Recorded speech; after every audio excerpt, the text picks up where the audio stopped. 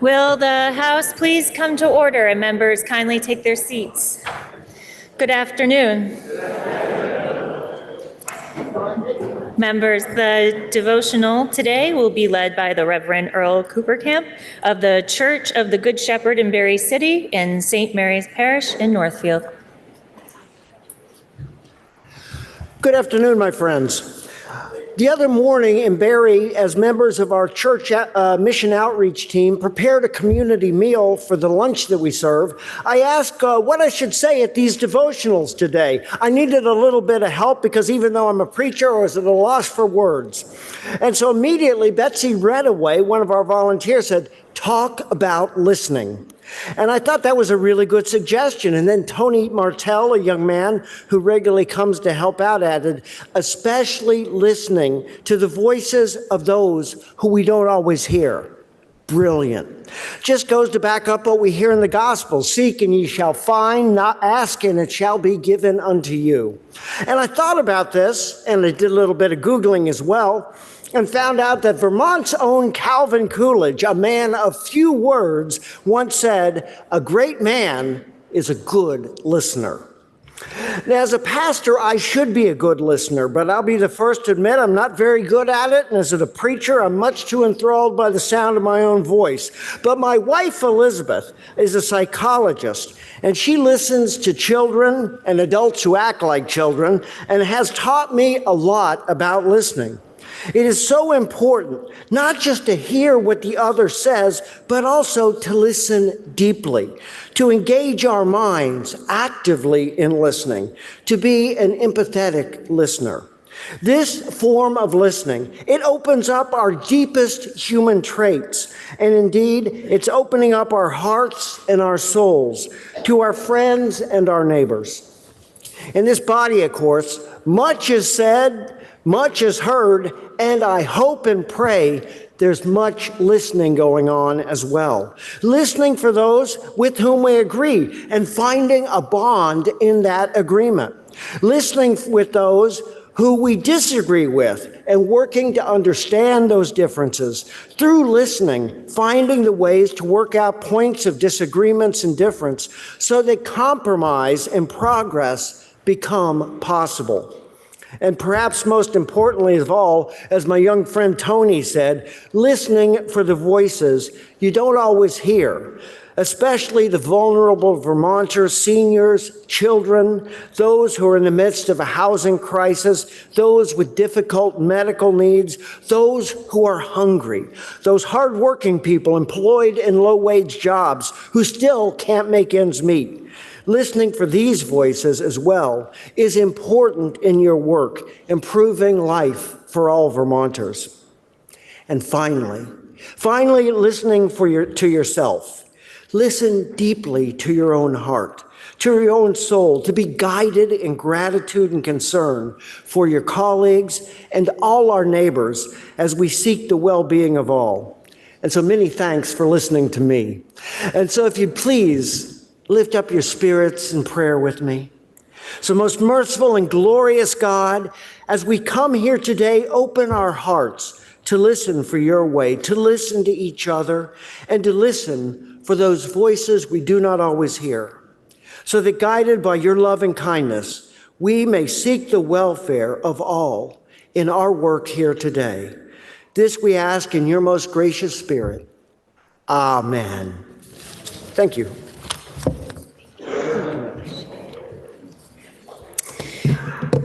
Members, we have 18 bills for introduction today. So with that, Member from Poultney, can you please offer us a motion to suspend our rules to introduce bills by number only? Madam Speaker, I make a motion to suspend rules in order to introduce bills by number only. The member from Poultney moves that we suspend our rules to introduce bills by number only. Are you ready for the question? If so, all those in favor, please say aye. Aye. All those opposed, please say nay. The ayes appear to have it. The ayes do have it, and you have suspended our rules to introduce bills by number only. Please listen to the first reading of bills by number only.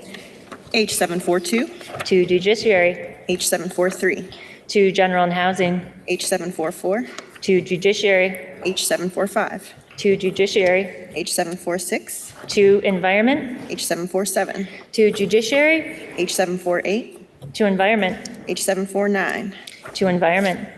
H750, To Education. H751, To Energy and Digital Infrastructure. H752, To Energy and Digital Infrastructure. H753, To Energy and Digital Infrastructure. H754, To Judiciary. H755, To Commerce and Economic Development. H756, To General and Housing. H757, To General and Housing. H758, To Agriculture, Food Resiliency and Forestry. and H759. To Ways and Means. Members, we have a bill on the notice calendar requiring referral to Money Committee pursuant to House Rule 35A. House Bill 648 is an act relating to banking, insurance, and securities. Carrying an appropriation, the bill is referred to the Committee on Appropriation. Members, today the Senate messaged to us two joint Senate resolutions that the Senate adopted regarding to our next joint assembly.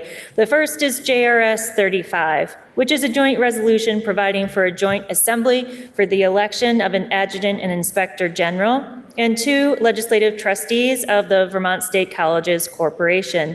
Please listen to the reading of the resolution by title only. JRS 35, Joint Resolution Providing for a Joint Assembly of the Election of an Adjutant and Inspector General and two Legislative Trustees of the Vermont State Colleges Corporation.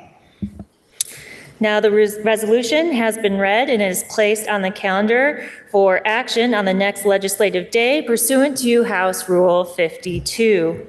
The second is JRS 36, which is a joint resolution establishing a procedure for the conduct of the election of the two legislative trustees of the Vermont State Colleges Corporation by plurality vote by the General Assembly in 2026. Please listen to the reading of the resolution by title only.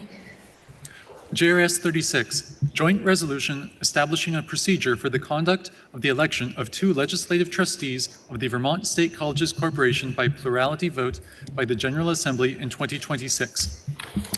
Now, this resolution has been read and is placed on the calendar for action on the next legislative day pursuant to House Rule 52. Are there any announcements? Member from Essex. Madam Speaker, I would like to thank the member from Colchester for eagerly recognizing my district mate's birthday a day early yesterday. The fact is that she deserves to be celebrated twice because she is just wonderful. Please join me in wishing the junior member from Essex a very happy birthday today. Happy birthday, member.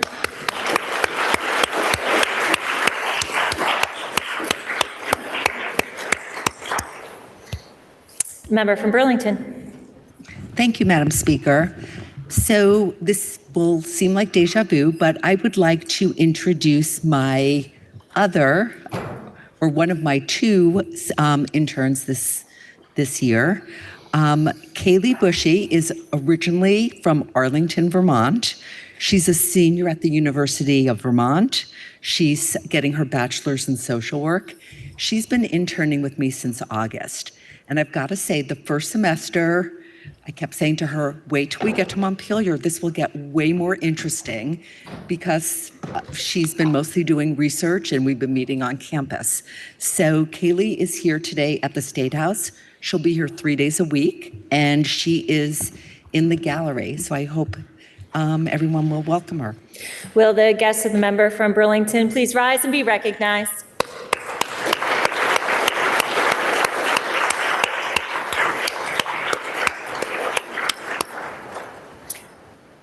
Member from Hartford. Thank you, Madam Speaker. I'm excited to welcome to the People's House today a dear friend and supporter of my work in this body. He is a farmer, and believe it or not, you wouldn't know it looking at the weather outside today, but he was working on blueberry bushes today to make sure we have a successful season come July. So if you could help me in joining and welcoming my friend Isaac Oxford to the People's House. Will the guests of the member from Hartford please rise and be recognized?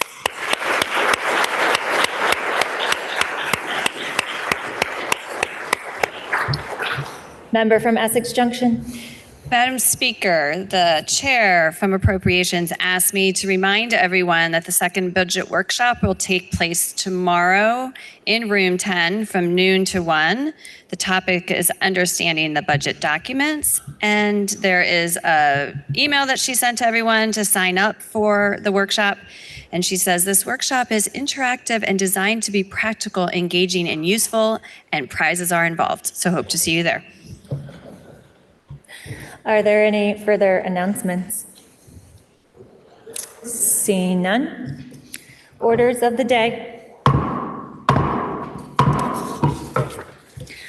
Members, we have one bill on our action calendar today. House Bill 545 is an act relating to issuing immunization recommendations. The bill was referred to the Committee on Human Services, which recommends that the bill be amended as printed in today's calendar. The member from Guilford, Representative Eastis, will speak for the committee. Please listen to the second reading of the bill. H 545, an act relating to issuing immunization recommendations. Member from Guilford. Thank you, Madam Speaker. H 45 is a bill for the particular moment in which we find ourselves today. Passage of H 545 will enable Vermont to keep life-saving immunizations available to its own citizens. I invite members to track this report by turning to page 127 in today's calendar.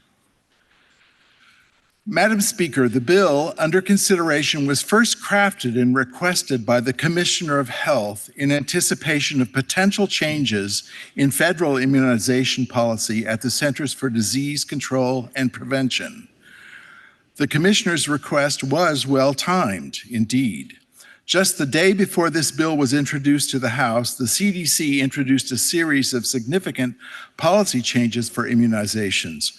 Overnight, and against the recommendations of such organizations as the American Academy of Pediatrics and the American Academy of Family Physicians, 35% of the CDC's previously recommended immunizations were removed from the schedule.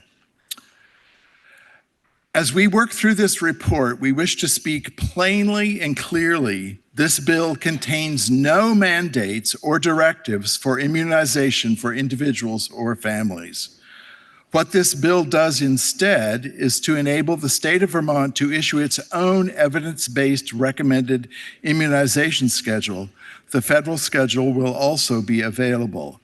It authorizes the Department of Health to continue purchasing those recommended immunizations at the lowest available cost, and it provides for continued insurance coverage at no cost to those seeking immunizations. The bill works on 3 levels. It updates technical language in current statute. It proposes authority for issuing recommended immunizations in Vermont. It offers a sunset to return that authority to the Centers for Disease Control and Prevention, or CDC, in 6 years. Regarding updates in technical language, there are numerous instances throughout current law in which the word vaccine or vaccination is recommended to be changed to recommended immunization. The term is defined as a vaccine or other immunizing agent that provides protection against a particular disease or pathogen. Another example, there are several instances in which Department of Health is changed to Department. Turning now to the guts of the bill, let's start with Section 1. Existing law authorizes the Commissioner to operate a program with the goals of ensuring universal access to recommended immunizations at no charge to the individual or family, and reducing the cost at which the state may purchase recommended immunizations.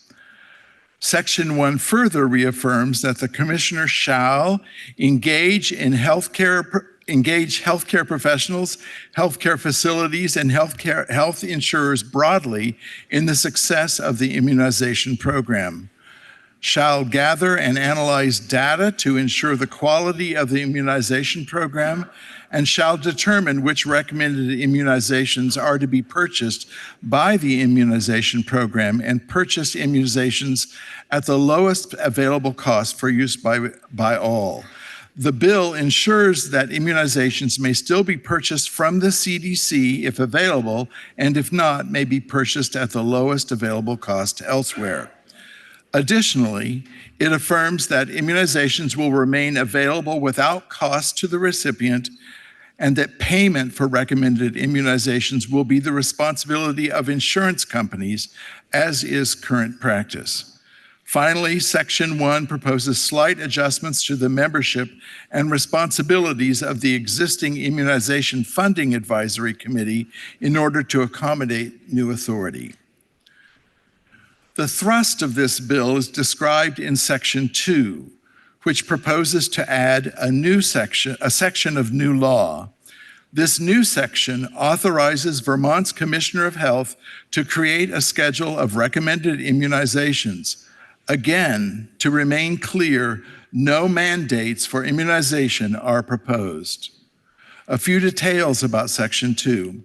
The Commissioner shall periodically issue recommendations to promote the maintenance of public health and disease prevention in the state. To develop the immunization schedule, the Commissioner shall consult with the Vermont Immunization Advisory Council, as well as an array of other professional boards.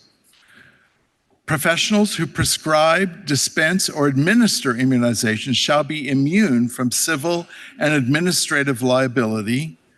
And if the Commissioner deviates from a recommendation from the Vermont Immunization Advisory Council, this shall be publicly documented and disclosed.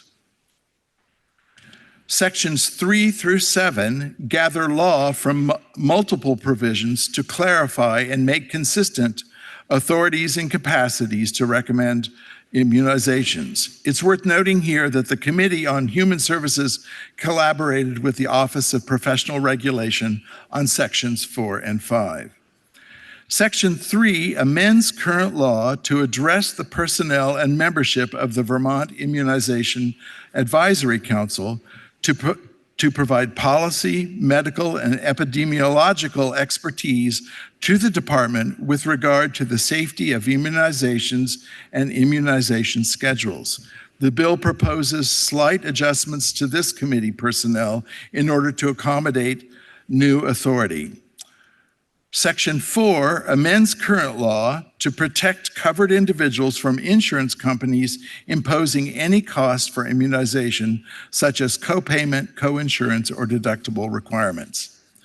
Section 5 amends current law to protect individuals from health plans imposing any cost for immunization.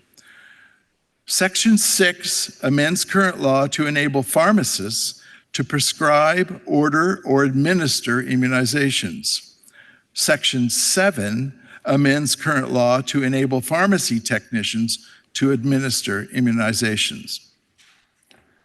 Sections 8 through 13 comprise sunset language to reinstate current law in 6 years, but with proposed updates and technical changes intact.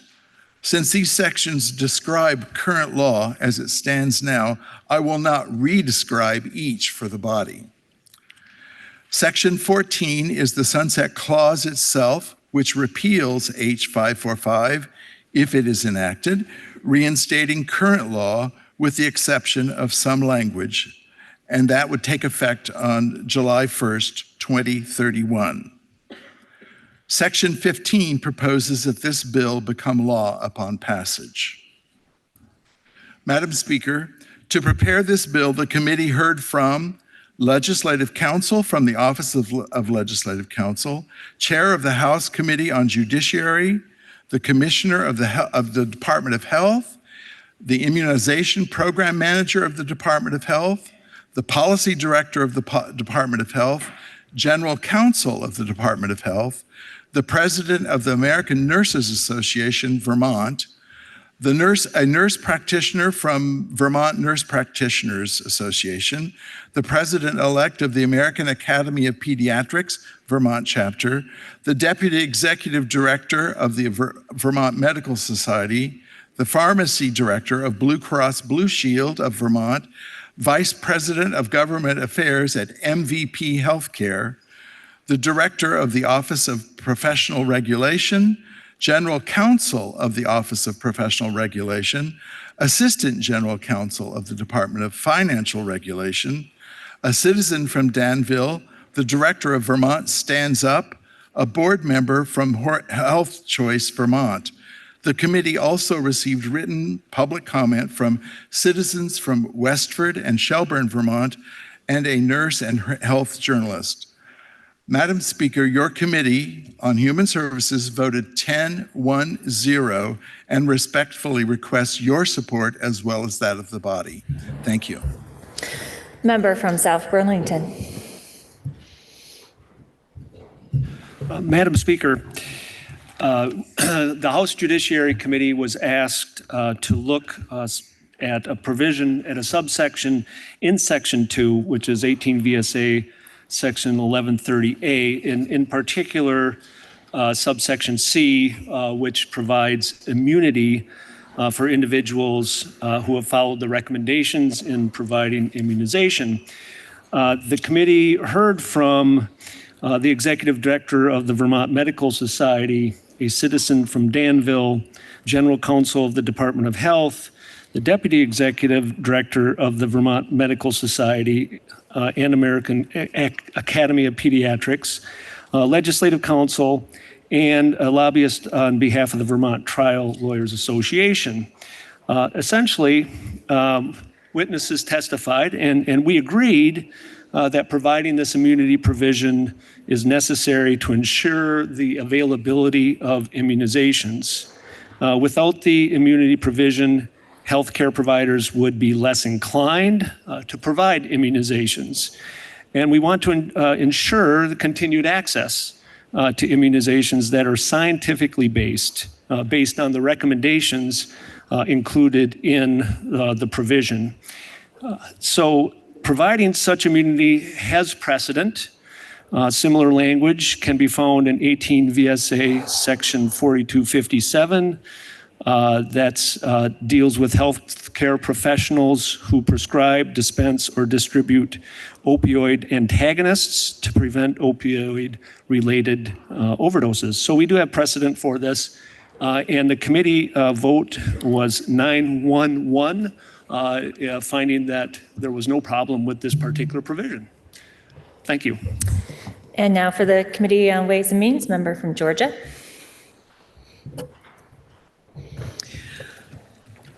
Madam Speaker, in Ways and Means, we deal with revenues of the state. We do not deal with policy. We deal with whether or not there is enough money coming in to pay for the goods and services needed by the state of Vermont. H 454, we found, has no fiscal impact at all. And after a straw poll, we discovered there was a unanimous decision on our committee to approve the bill, and we released H 545 with our approval. Thank you. And now for the Committee on Appropriations, member from St. Albans Town. Thank you, Madam Speaker. The Appropriations Committee received this bill, and we would like to thank the Human Services Committee on its work. There is no money attached to this bill. There is an existing advisory committee, but there is no extra money needed for these positions. Since there is no appropriations, the House Appropriations Committee took a straw vote, and it passed 11-0-0. Thank you. Now the member from Cabot, Representative Burt, offers an amendment to the report of the Committee on Human Services that is printed in today's calendar. Member from Cabot. Thank you, Madam Speaker. I appreciate everyone's time, particularly thank you for Chair Wood for letting me speak this morning at their committee. And the main reason why I brought forth this amendment was not a concern with any other part of the bill except for making sure that the patients that receive these recommended immunizations are properly informed. There are some differences, obviously, that are inherent to this bill that stands before us, and those have to do with the state taking over portions of what would normally be regulated by the federal government. And I just wanted to make sure that the patients receiving the recommended immunizations knew that and that it was clear. And that was the intention behind the amendment. And I can outline more of those parts of the amendment to the body. Given the votes that have come out of the committees, I am going to withdraw my amendment. But I am thankful to the body and to the committee for listening to this. I think informed consent is a very important issue. And when we make changes in statute, I do think it's important to weigh the balance of the rights of, in this case, a patient juxtaposed with the powers and immunities of our institutions. And I think as representatives to our constituents, we owe it to them to be very careful that when we do tip the scales in any way, that we weigh that very carefully. And in this case, I felt like it was appropriate to do that. So I thank you. And Madam Speaker, I take leave of the House and withdraw my amendment. Absent objection, leave is granted. Now the question is, shall the bill be amended as recommended by the Committee on Human Services? Are you ready for the question? Member from Newberry. Thank you, Madam Speaker. May I inquire the presenter, please? Member from Guilford is interrogated. Just a question. I didn't see it in here. Is there a vaccine schedule for students to be able to go to school?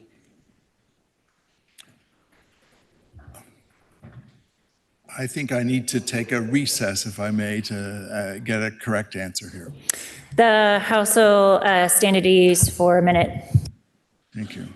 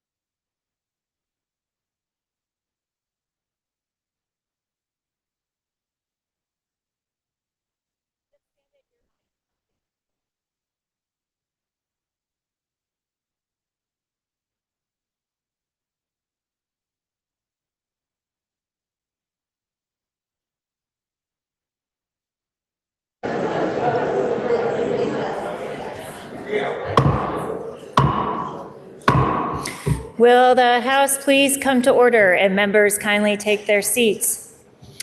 Member from Guilford. Respectfully, the question at hand is not taken up by this bill. I'm okay. If anyone would like to answer that, if we have a recommended vaccine schedule before a child can enter preschool or elementary school. Please, may I hear the question again? I'm just trying to understand if prior to preschool or kindergarten or whenever a child may enter our public school systems, there is a vaccine schedule that they have to have had followed or may receive a waiver from. I've been advised that there is such a schedule. I don't know that personally. Will this bill change what schedule we are recommending? I don't think so, no. Could I get a definitive answer from someone? Shall we take another recess? That'd be great. The House stand at ease for a moment.